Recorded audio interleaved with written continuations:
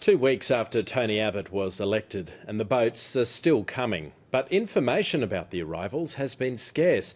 Labor has accused the new immigration minister of creating a culture of secrecy on border protection, a claim Scott Morrison has dismissed as hysterical.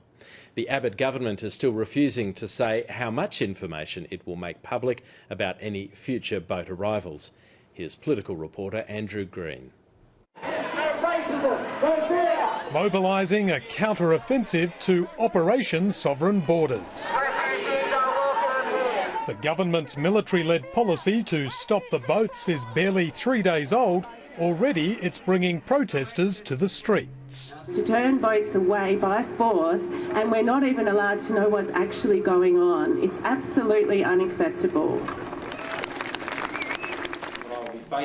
Since being sworn in as Immigration Minister, Scott Morrison's had little to say publicly about his border protection regime. Labor's accusing him of hiding behind a culture of secrecy. Scott Morrison, who right up until when he was sworn in, you couldn't keep away from a TV camera, has gone missing. Now they want to move from buy the boats to hide the boats. It's a bit rich for Labor to be claiming all of these detailed operational arrangements should be all resolved in advance. That would have been very presumptuous. The former minister fears any future boat arrivals will be kept hidden from the public. The Australian people have a right to know when a boat arrives, how many people are on it. Of course there'll be routine and regular reporting of this important area of government policy. Scott Morrison's office insists public announcements will be a decision for its hand-picked three-star general Angus Campbell.